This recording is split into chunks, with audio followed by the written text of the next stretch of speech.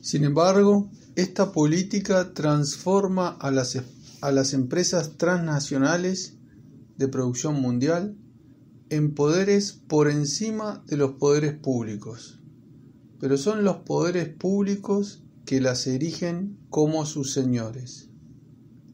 Con eso, las empresas, juntas con los poderes públicos, eliminan de los derechos humanos de la vida de sus respectivas agendas.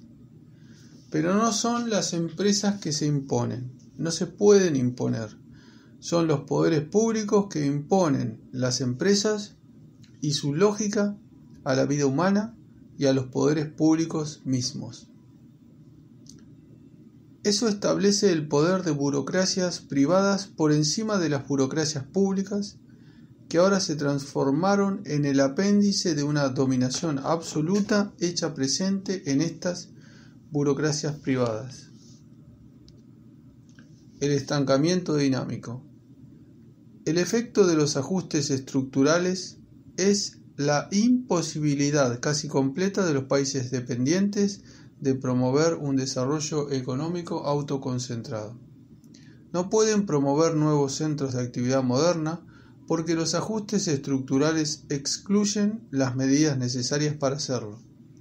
La protección de industrias, el control de divisas, la promoción inclusive financiera en favor de empresas nacionales en su competencia con empresas extranjeras ya constituidas, toda política de desarrollo local, nacional y regional quedan relegados. Aunque el conjunto de empresas del sector moderno tengan mucho dinamismo interno, este dinamismo no es expansivo a nuevas regiones ni en relación al empleo de nuevas fuerzas de trabajo. Aparece el estancamiento dinámico, que también se ha llamado crecimiento sin nuevos puestos de trabajo. Alrededor del sector moderno de la economía se extienden cada vez más los sectores informales y precarios sin ninguna perspectiva a largo plazo. Los sectores modernos se transforman en archipiélagos en un mar de precariedad. Si aparece un aumento del empleo, aparece en estos sectores y no en los sectores modernos. Excepciones solamente se dan donde los países en desarrollo no se someten indiscriminadamente a los ajustes estructurales, lo que ocurrió especialmente en Asia Oriental. Aparecieron países sumamente dinámicos, los tigres, que efectivamente lograron promover propios centros de desarrollo moderno y empresas transnacionales con capacidad competitiva. Sin embargo, con la crisis asiática de 1997, fueron restringidos en su capacidad de desarrollo autónomo, que sobre todo vale para Corea del Sur. Las burocracias privadas toman el poder en nombre de la democracia y de los derechos humanos.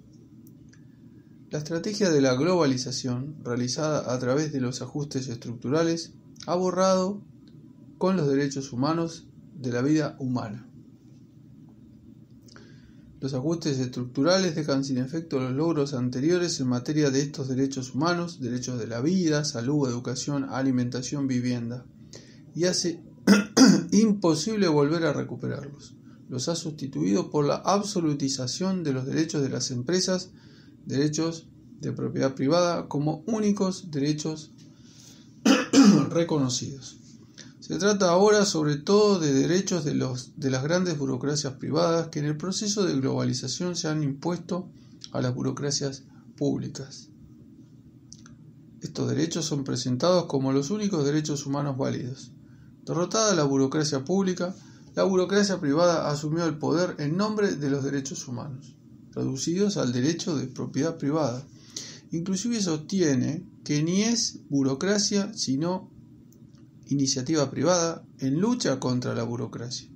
La burocracia pública se transformó en el gran promotor del poder de las burocracias privadas. Los principales promotores de la privatización son hoy el Fondo Monetario Internacional y el Banco Mundial, que son entidades multinacionales de la burocracia pública. El proyecto de la AMI, Acuerdo Multinacional de Inversiones, intenta transformar esta situación de hecho en legalidad constitucional. En esta situación es marginado el estatus fundacional del ciudadano. Solamente la burocracia pública tiene ciudadanos, la burocracia privada tiene nada más que clientes. las tiene en todo el mundo, pero con aquellos que no son clientes no tiene nada que ver. Clientes se puede tener mundialmente, pero no hay ciudadanos del mundo. La actual exclusión de la población es el resultado de la imposición de las burocracias privadas sobre la burocracia pública. La ciudadanía pierde su significado, pero, sin embargo, los derechos humanos del ser humano específico, sus derechos emancipativos, fueron declarados a partir de la ciudadanía, por tanto pierden su vigencia. Max Weber vio esta transformación de la empresa privada en burocracia privada. Habla de las organizaciones capitalistas privadas organizadas de una manera cada vez más burocrática.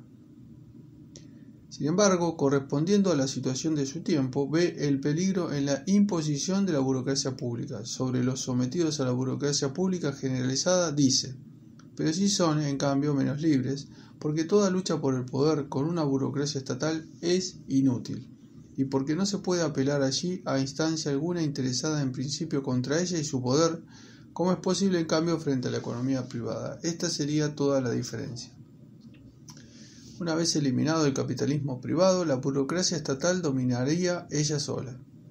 Las burocracias privada y pública, que ahora trabajan una al lado de la otra, y por lo menos posiblemente una contra otra, manteniéndose pues hasta cierto punto mutuamente en jaque, se fundirían en una jerarquía única, a la manera, por ejemplo, del Egipto antiguo, solo en forma incomparablemente más racional y por tanto menos evitable.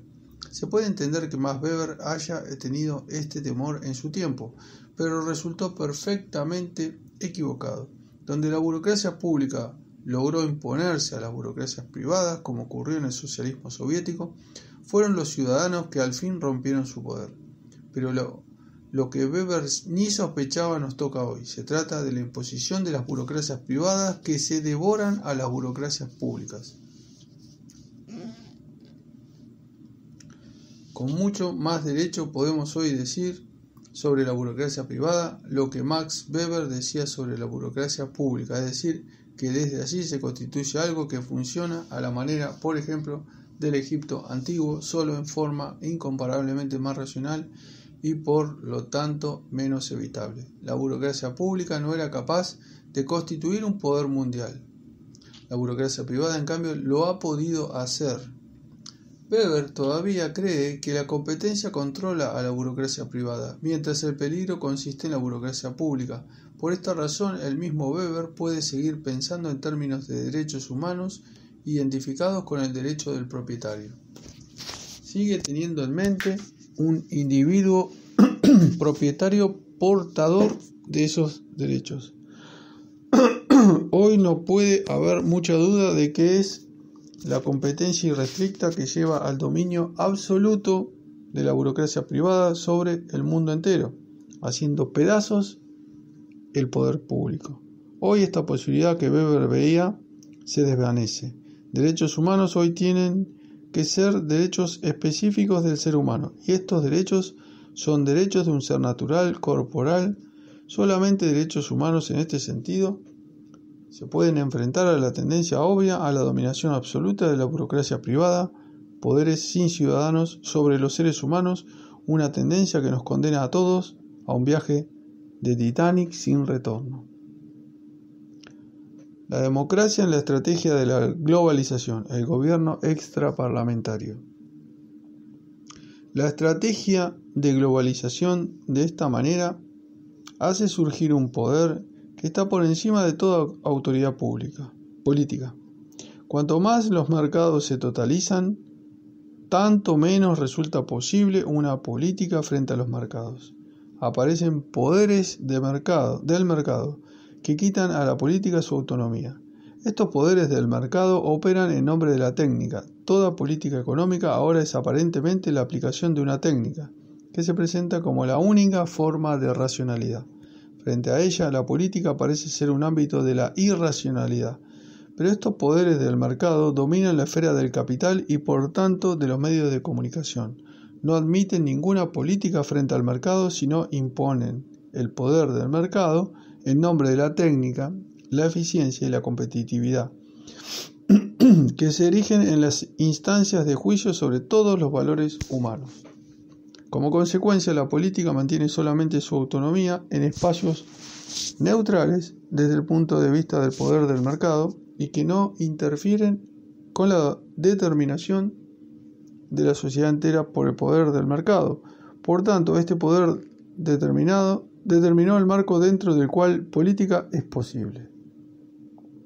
De esta manera aparece algo como un gobierno extraparlamentario, que es efectivamente un gobierno mundial que ejerce el poder sin asumir la legitimación democrática, sino que se legitima por medio del mercado como la instancia superior de toda vida social. Por eso está por encima de toda mayoría democrática que deja de ejercer el poder. Elecciones no pueden determinar nada que está en conflicto con esta voluntad general pretendida del mercado. Las instancias políticas resultan relativizadas. Este gobierno extraparlamentario mundial tiene en sus manos, por un lado, los medios de comunicación y por el otro, el capital. Gobierna mediante su capacidad de condicionar a los gobiernos políticos legítimos. La huelga del capital llegó a tener importancia central en este condicionamiento de toda política. Eso transformó la bolsa en el criterio determinante de los políticos. La huelga del capital, fuga de capital, migración de empresas, puede presionar de tal manera a la política que ésta pierde su capacidad de orientarse según la voluntad de los electores. Eso ocurre en el contexto de una opinión pública que está bajo la influencia dominante de medios de comunicación que están en las manos de este mismo gobierno extraparlamentario. Este poder del mercado, sin embargo, es un poder anónimo y no debe entenderse como un complot planificado. Surge de fuerzas compulsivas de los hechos del mercado. Opera mundialmente sin tener una coordinación central por instancias humanas. Es coordinada por el mercado y por las fuerzas compulsivas de los hechos que emanan del mercado. Como consecuencia, la democracia ha sido socavada. Ni los gobiernos políticos ni la oposición parlamentaria puede imponer límites significativos a este poder extraparlamentario surgido. Todo ocurre como en la película Jurassic Park. Había muchos dinosaurios bien limitados en su espacio de actuar y los seres humanos podían pasearse tranquilamente para observarlos.